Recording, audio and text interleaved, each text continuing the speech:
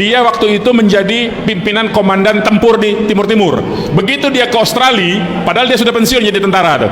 Begitu dia ke Australia, polisi Australia mengeluarkan surat penangkapan, dia tidak berani keluar dari airport, langsung balik lagi ke Indonesia. Kan efektif juga sebetulnya, walaupun dia tidak sempat ditangkap. Nah, jadi kita mau melakukan hal yang sama dalam konteks KM 50 ini. Nah, orang-orangnya siapa? Nanti kalau gugatannya sudah kita daftarkan di luar negeri itu baru kita umumkan siapa-siapa orang yang ketika dia di negara itu dia akan ditangkap. Jadi nanti itu kita akan sebarkan. Jadi itu mungkin yang bisa saya berikan informasinya, supaya dengan maksud supaya apa? Supaya kita semua terus menuntut KM 50 ini, bahwa KM 50 ini belum selesai dengan dibebaskannya, dilepaskannya, bukan dibebaskannya, diputus onslah namanya itu. Jadi di pengadilan itu ada putusan bersifat prispa, ada yang putusan bersifat onslah.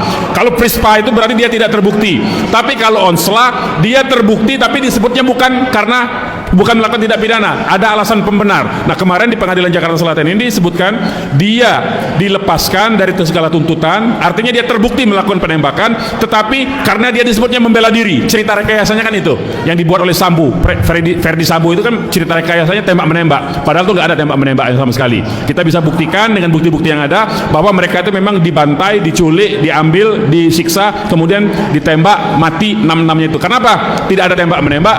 6-6-nya mendapatkan tembakan di dada, di jantung, tembakan mematikan semua. Kalau tembak menembak ada yang kena kaki, ada yang kena kuping, ada yang kena kelingking. Nah, itu baru tembak menembak karena nggak sengaja kan. Tapi kalau 6-6-nya ditembak di jantung dengan 2 peluru memastikan kematiannya, itu bukan tembak menembak, tapi itu sengaja ditembak. Memang sengaja ditembak dan dari jarak dekat. Kenapa dari jarak dekat? Karena masih ada sisa mesiunya di tubuh korban. Jadi itu yang harus kita terus-menerus tuntut di publik ini, supaya publik ini tidak gampang dikibulin bahwa dengan 2 orang kemarin, 2 orang itu memang dikorbankan, itu sengaja.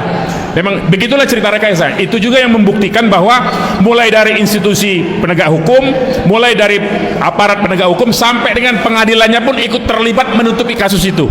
Kan pengadilan Jakarta Selatan itu sebetulnya ikut terlibat. Terlibatnya kan apa? Seolah-olah memang betul-betul ada kejadian tembak menembak dan membebaskan orang itu kan sebetulnya bagian dari rekayasa. Itulah yang disebut dengan rencana yang sistematis dalam kategori unsur pelanggaran HAM berat itu. Jadi itu yang membuktikan bahwa itu pelanggaran HAM. Demikian. Pada tanggal 20 Oktober 2024, kalau tidak salah sudah terjadi perpindahan kekuasaan. Tidak dalam tempo yang sesingkat-singkatnya, tapi dalam tempo 5 tahun, ya, 10 tahun bahkan. Apakah ada harapan bahwa kasus ini akan bisa diadili seadil-adilnya? Silakan tambahkan.